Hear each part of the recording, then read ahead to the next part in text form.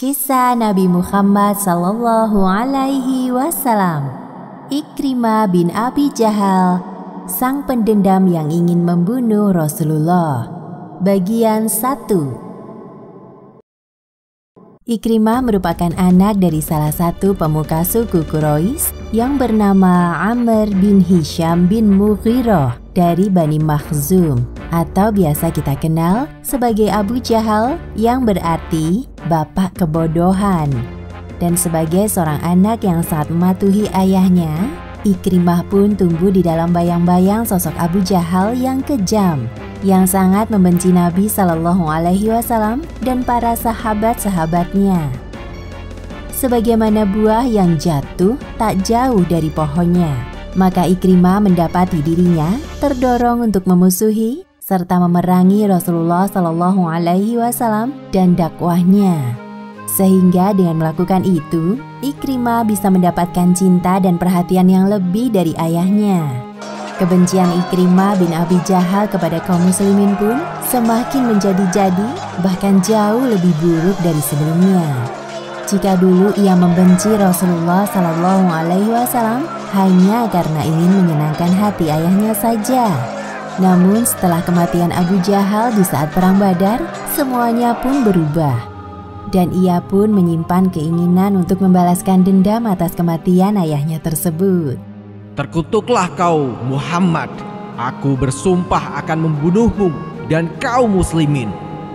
Ikrimah yang berhasil melarikan diri dari perang Badar itu pun meninggalkan mayat Abu Jahal dan para pemuka Quraisy lainnya di perang Badar, tanpa sempat membawanya ke Mekah, karena ia sudah sangat ketakutan dalam menghadapi pasukan kaum muslimin yang dipimpin oleh Rasulullah Sallallahu Alaihi Wasallam.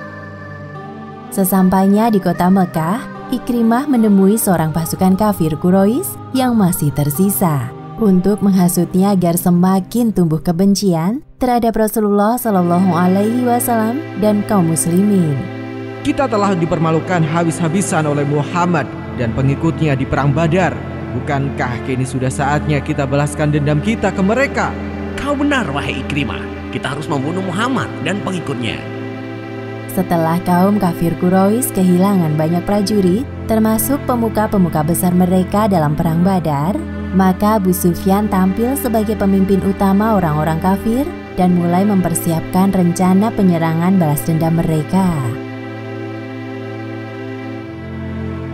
Wahai para penduduk Mekah, Muhammad dan kawan-kawannya telah membunuh saudara-saudara kita di perang Badar, dan pemuka-pemuka suku kita yang agung telah mati dibuat olehnya. Marilah kita bersatu untuk membalas dendam mereka kepada Muhammad dan kaum muslimin.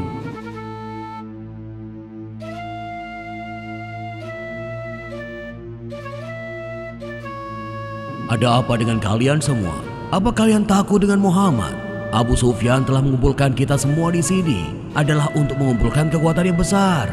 Andai saja aku masih muda, tanpa kalian pun aku sanggup melawan Muhammad itu sendiri. Benar, bersama kita ada Amr bin Abdi Wud yang gagah berani. Pengalaman berperangnya tidak perlu diragukan lagi. Untuk apa kita takut dan jadi pengecut? Mari kita menyatukan kekuatan kita dan kita balaskan dendam kita kepada Muhammad dan pengikutnya. Ya. Siap, ayo maju. Setelah rencana dipersiapkan secara matang, akhirnya Khalid bin Walid bersama Ikrimah bin Abi Jahal memimpin 200 pasukan berkuda menuju Madinah, beserta dengan 3.000 pasukan di belakangnya untuk menyerang Rasulullah Sallallahu Alaihi Wasallam dan kaum muslimin.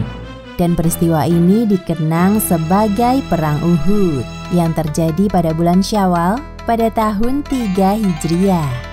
Khalid dan Ikrimah adalah dua orang yang berperang dengan sangat gigih, sampai di mana saat pasukan pemanah kaum muslimin membuat kesalahan karena mereka meninggalkan bukit, maka Khalid dan Ikrimah bersama pasukannya masing-masing menyerang mereka dan membunuh 70 orang dari sahabat Nabi Sallallahu Alaihi Wasallam. Perang Uhud ini adalah perang yang membuat kaum Quraisy berbesar kepala. Dan begitu pula dengan Ikrimah yang sangat puas atas terpukul mundurnya pasukan kaum muslimin. Abu Sufyan pun lalu berkata dengan penuh keangkuhannya, "Hari ini sebagai balasan dari hari Badar."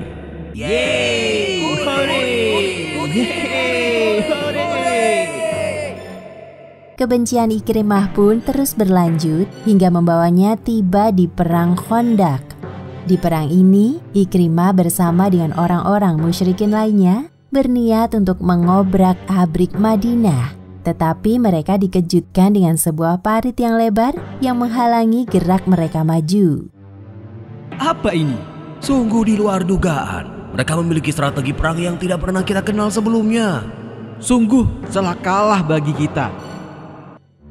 Kaum muslimin terus mengawasi gerak-gerik orang-orang musyrikin itu dari seberang parit dan menghujani mereka dengan anak panah, sehingga mereka tidak berani untuk mendekat dan tidak pula bisa menyeberangi parit. Baiklah, sebaiknya kita dirikan kemah untuk mengepung mereka sambil mencari cara untuk menyeberang ke sana. Abu Sufyan dan pasukannya kemudian menjauh dari parit itu, dan mereka pergi mendirikan kemah agar mudah dalam mengatur siasat. Namun Amr bin Abdi Wud, Ikrimah bin Abi Jahal, dan Dirar bin Al-Khattab masih bertahan di dekat parit. Amr bin Abdi Wud yang tidak tahan hanya berdiam diri, mulai menahan amarahnya, lalu ia memutari parit dan mencari celah untuk diseberangi bersama dua kesatria Quraisy lainnya, yaitu Ikrimah bin Abi Jahal dan Dirar bin Al-Khattab. Saat mereka telah menemukan celah yang sempit itu, dengan amarah yang berkobar-kobar dan semangat penuh keangkuhan, maka mereka pun mencoba untuk menyeberangi parit tersebut. Namun kuda-kuda mereka justru terjebak di tanah lembek antara parit dan Bukit Salah. Akhirnya Amr bin Abdi Wud menantang kaum muslimin untuk perang tanding duel 1 lawan 1. Hei, kalian kaum muslimin, jika kalian berani, ayo hadapilah aku 1 lawan 1. Itu pun jika kalian bukan pengecut. Dan tantangan itu pun dijawab oleh Ali bin Abi Thalib radhiyallahu anhu. Ali bin Abi Thalib pun meladeninya dengan mengucapkan kata-kata yang membuat emosi Amr terpancing. Kemudian Amr bin Abdi Wud pun turun dari kudanya lalu menyerang Ali bin Abi Thalib. Di antara kaumnya, Amr memang termasuk jagoan kaum Quraisy yang paling disegani dan tidak kenal takut walaupun usianya telah senja. Kemudian terjadilah duel bersejarah 1 lawan 1 antara Ali bin Abi Thalib radhiyallahu anhu dengan Amr bin Abdi Wud. Keduanya berduel dengan sengit dan akhirnya Ali bin Abi Thalib radhiyallahu anhu berhasil menyudahi perlawanannya.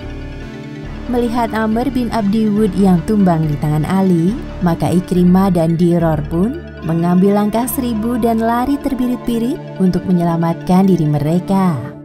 Sampai-sampai Ikrimah meninggalkan tombaknya ketika dia berlari meninggalkan Amr.